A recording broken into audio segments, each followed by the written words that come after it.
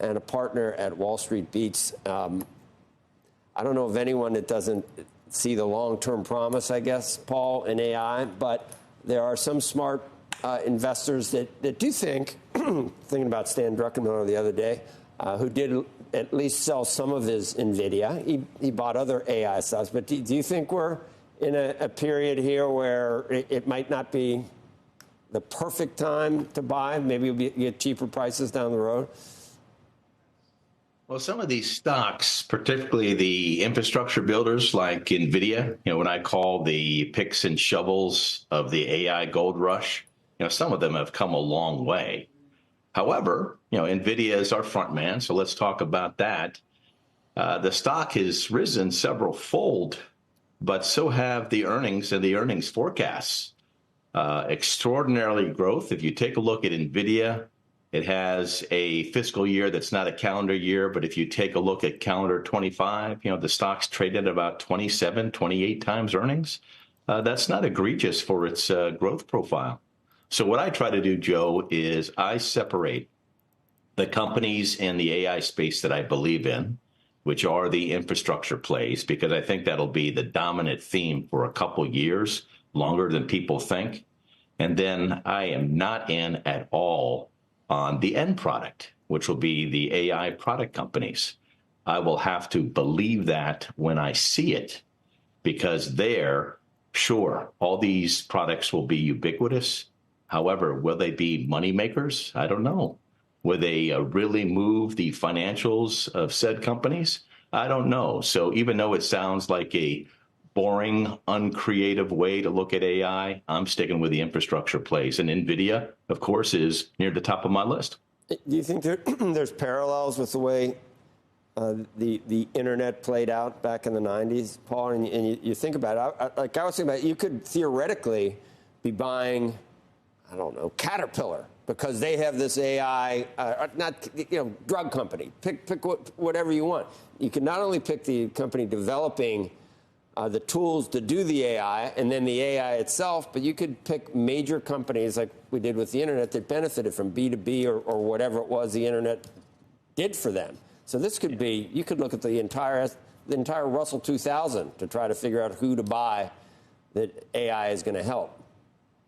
Excellent question, Joe. We were both around during that period. Back then I ran all the tech money for Merrill. And when the internet bubble popped, I still have the lashes on my back to prove it. So I learned a lot of lessons. Yeah, I'm very cautious because coming out of the AI boom, you will have some absolute superstars. Now, some of them are established companies. Some are companies that we don't even know yet. But most of them, yes, they're going to lever the product. Yes, they'll see some productivity enhancements. Yes, they will see some cost efficiencies. But will it drive their top line? I don't know. So I actually think it's going to be not the 80-20 rule. It's going to be the 90-10 rule where, 10% heroes, 90% no go. The Magnificent Seven, there are preeminent tech companies. Which ones do you think win here in terms of either utilizing AI, developing AI? Which ones are in the best position? I say the ones that are in the best position are Microsoft, Alphabet, Amazon, Meta, down the road. But of course, right now, NVIDIA. I am not playing Apple, not playing Tesla. So you got 5 out of 7. So you might as well, you could be wrong. You might as well buy them all, I guess. But obviously, we wouldn't be calling them Magnificent Seven if they hadn't moved so much already.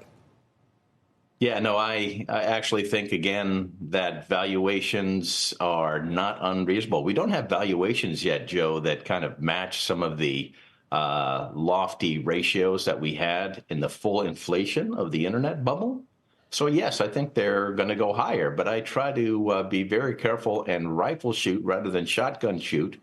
And for a long time, I've been off Apple. And of course, Apple is one of America's and the world's most popular companies. And I've been short with Tesla for quite a while.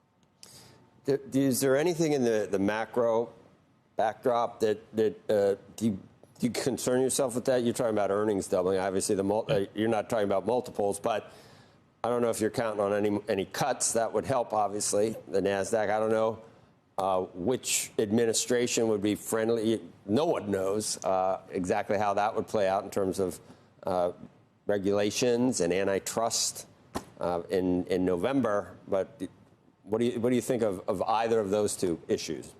Yeah, very, very important. We talk a lot about AI and other fundamental drivers, but of course, the biggest driver for tech and other aggressive growth stocks is the discount factor and the discounted cash flow calculation, which is essentially the level of rates today. And so, yes, if we continue to fret about inflation, we can't get it down to the 2% handle, and maybe we don't lower rates for quite some time. Maybe, God forbid, we crank them up again.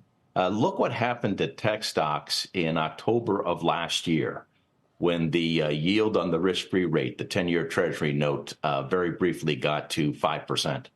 That caused an absolutely bloodletting. And, of course, tech stocks rebounded pretty quickly. But, yes, that is the biggest scare. And, of course, we started this year, Joe, with the belief that we're going to have 5, 6, 7 cuts. Now we may not have one. And so, right. Yes, that is very big. And on the regulatory side, yeah, there's newfound aggressiveness. Take a look at TikTok. We're going to go to the U.S. Supreme Court with a First Amendment free speech case. And we'll probably at some point repeal or adjust Section 230, which has protected these social media companies since the law was enacted in 1996. So, yes, the regulatory threat is true. Not just in the United States, but even more so in the European Union.